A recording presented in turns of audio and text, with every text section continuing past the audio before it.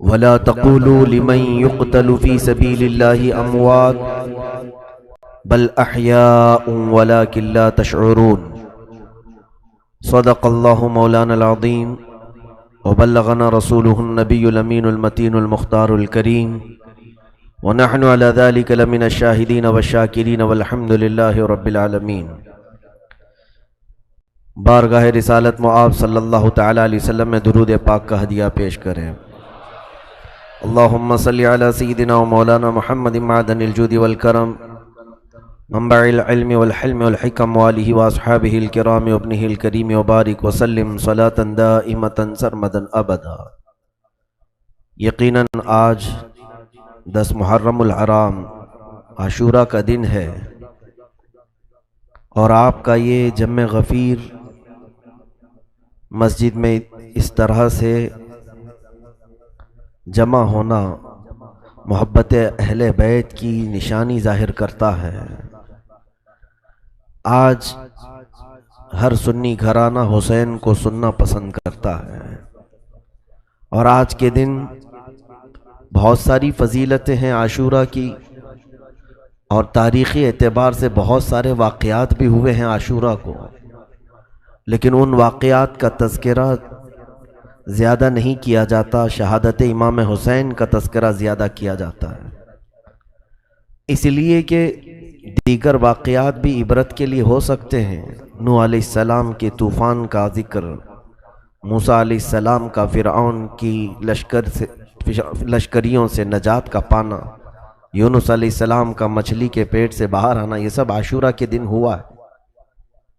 لیکن کثرت سے شہادت امام حسین کو ہر سنی گھرانہ اس لیے ذکر کرتا ہے کہ قتل حسین اصل میں مرگ یزید ہے، اسلام زندہ ہوتا ہے ہر کربلا کے بعد۔ ہم اسی نیت سے اور اسی آس و یاس تمنا کے ساتھ شہادت امام کا تذکرہ کرتے ہیں کہ ہمارے مرجھا ہوئے دلوں میں پھر سے ایمان تازہ ہو جائے۔ آج معمول کے مطابق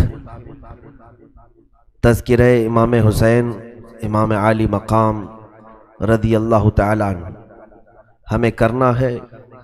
کل آپ نے سفر امام حسین کو سماعت کیا تھا، مدینے سے مکہ تک آنا اور مکہ سے پھر کوفہ کے لیے نکلنا۔ یوں سمجھ لیں کہ آج ہم شہادت امام حسین کو سننے کے لیے بیٹھے ہیں کہ آج عاشور کا دن کربلا کی تاریخ میں ایک ایسا دن تھا کہ اہل بیت کے لیے ایک بڑا سخت ترین امتحان تھا، بلکہ امام زمن نے اس کا نقشہ یوں کھینچ کر کے بیان کیا ہے کہ فاطمہ کے لاڈلے کا آخری دیدار ہے، حشر کا ہنگامہ برپا ہے میان اہل بیت۔ اہل بیت اطہار کے درمیان حشر کی سی نوبت اور حشر کی سی کیفیت پیدا ہو چکی تھی۔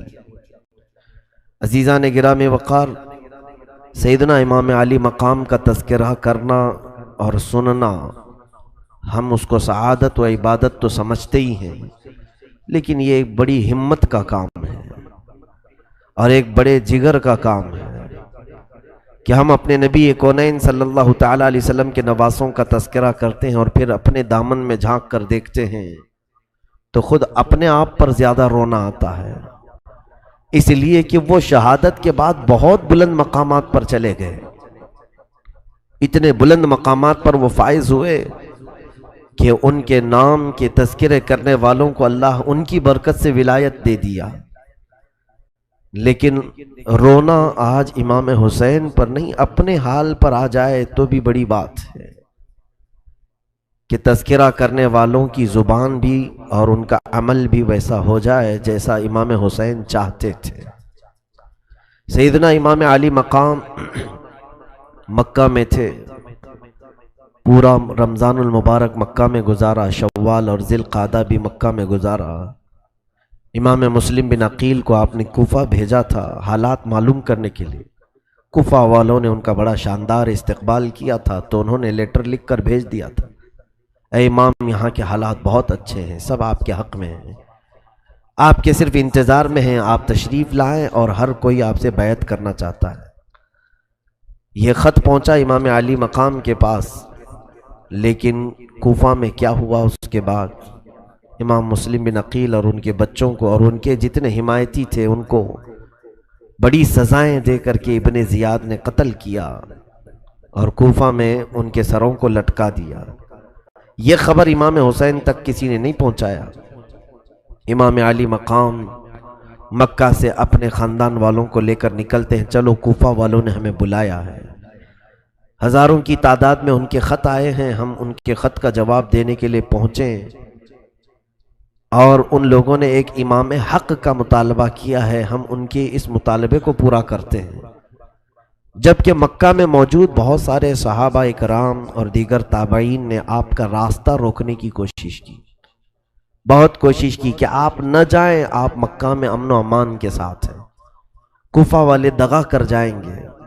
امام علی مقام کی نظر میں صرف وہی بات تھی کہ کل بروز قیامت اگر انہوں نے اللہ کے حضور کہہ دیا کہ ہم نے تیرے نبی کے نواسے کو بلایا تھا، وہ آئے نہیں، اس لیے ہم نے یزید کی بیعت کر لی، تو رب تبارک و تعالیٰ کی بارگاہ میں کیا جواب دوں گا؟ اگر مولا مجھ سے یہ سوال کرے کہ اے حسین، کیا تو نے اپنے نبی کی امت کو ایک فاسق و فاجر کے ہاتھ ایسی لاوارث چھوڑ دیا، انہیں بیعت کرنے کے لیے آزاد چھوڑ دیا؟ تو امام حسین کو اسی قیامت کا خوف ستاتا تھا، تو انہوں نے بلایا تو رخت سفر باندھ لیا۔ امام علی مقام جب اپنے گھر والوں کے ساتھ نکلے تو راستے میں کچھ لوگ ملاقات کرتے رہے، اس میں ایک مشہور شاعر فرزدق، اس نے مل کر کے ملاقات کر کے کہا بھی کہ آپ کہاں جا رہے ہیں؟ کہا کوفہ کی طرف۔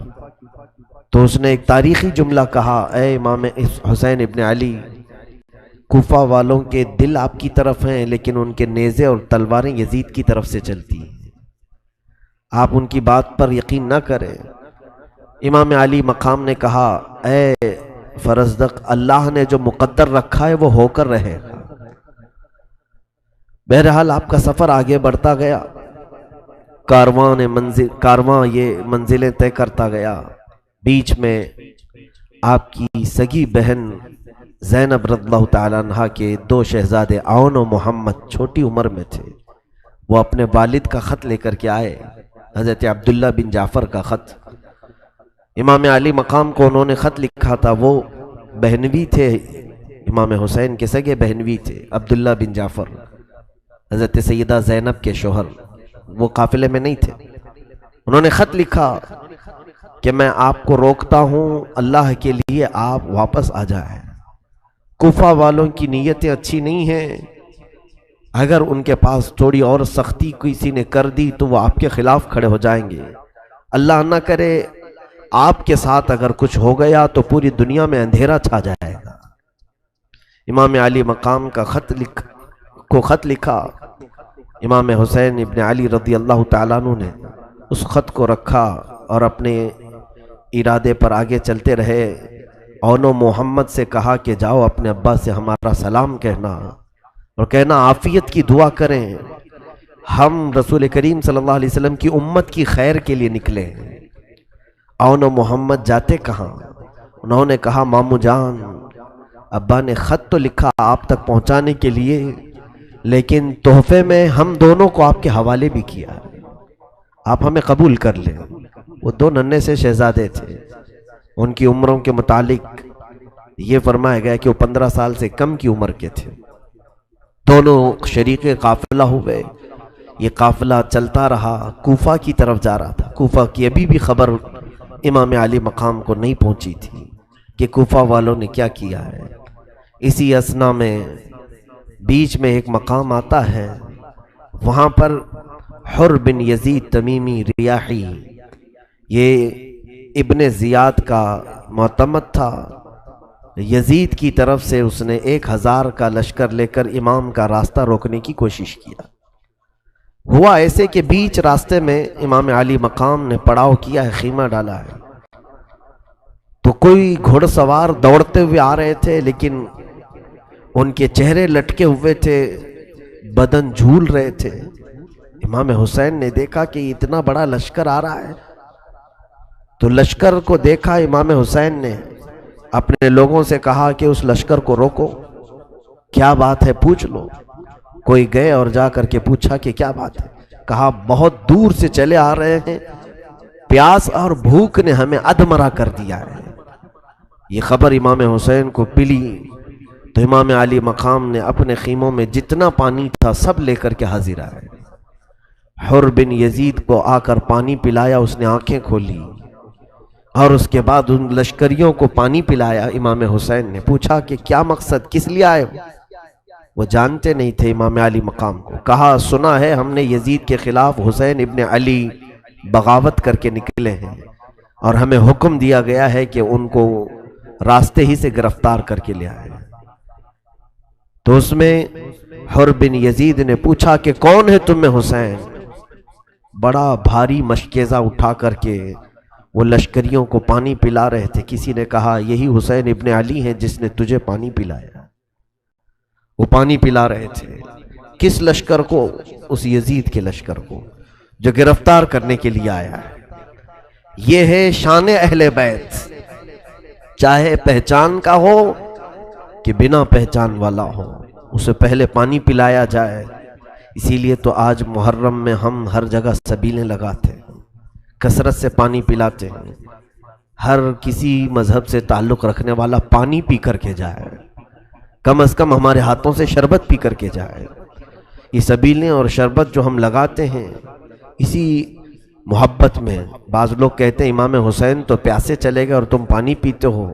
میرے عزیزوں، وہ پیاسے رہ گئے لیکن کسی دوسرے کو پیاسا دیکھنا نہیں چاہتے تھے۔ امام علی مقام کی یہ شان تھی، انہیں زیادہ عزیز تھا لوگوں کو پانی پلانا، کیونکہ خاندان بنی ہاشم کا تعلق ایسے کام سے تھا کہ حاجی جب حج کے لیے آتے تھے سال بھر میں، یہی بنی ہاشم، یہی قبیلہ پورے حاجیوں کو زمزم کا پانی پلانے کے لیے مقرر تھا۔ تو پانی پلانا تو ان کی خاندانی روایت تھی۔